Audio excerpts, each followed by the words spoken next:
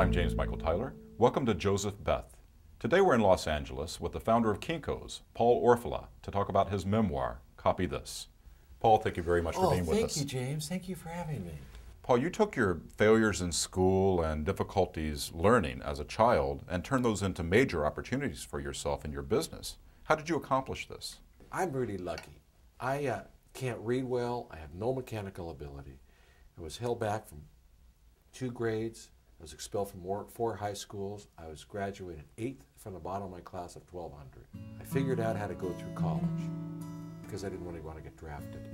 And if you think of it, school's like a system, isn't it? And for me, I couldn't do it their way. I'm a 3rd grade speller. I had to do it my way. And I think that getting through that system prepares you for life and how to get through that system. And when you think of it, business is really defining, making your own rules to a certain extent. In the book, you say it's important to stay on your business as opposed to being in your business. What do you mean by that? If you're always doing what you didn't do yesterday, you never really get to do today's work, let alone tomorrow's. I was always in the moment looking for opportunities. I was always at Kinko's, the guy across the street, looking at my business. I was never really in the business looking out. If you have that vantage point, first of all, you're healthy paranoid, you deal with anxiety, you're always on the cutting edge of making it better. And I used to define my job as everything went beautifully without me, but whatever I did every day, I made it better. When choosing employees, you use what you refer to as the Paul Orfalea personality test. What is that?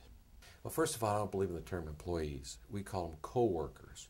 I don't believe in working for people, you work with people, because the primary objective of management is to remove obstacles. The reason you have bosses is to make your life easier, not harder. I always went out drinking with somebody, and in Latin there's a term called in vito veritas. In wine there is truth. I wanted to see what they were like when they were drinking. I'd ask them a question that they have no reasonable way of answering, some question that they have no knowledge of, and I wanted to see if they were BSers.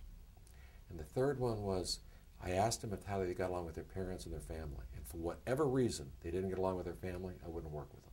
Paul, I have to share a story with you.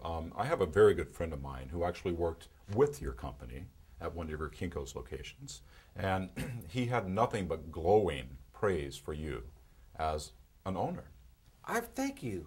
You know, when you think of it, my favorite job was leaving the store. I didn't like being in these stores. And who do you think the boss is, me or the people ringing the register? What does the person at the register, how can they hurt me? They can give bad service, steal goods, steal money, contaminate all the other workers with bad vibes. And you think I'm the boss. The worker is the boss. Now, have you ever had a job where someone did this to you? The worker always has the last laugh. They can go back 10 times harder than you can as a boss. So do you want to go like, if somebody's ringing a cash register and they've got your name on the deposit slip, do you want to go like this or like this? Happy fingers, happy registers. What is the single best piece of advice that you could give to someone who is starting a new business? The best advice I'd give anybody with an idea for business is you have to ask yourself 2 questions. Why hasn't it been done before? And once I'm successful, how do I protect myself from competition?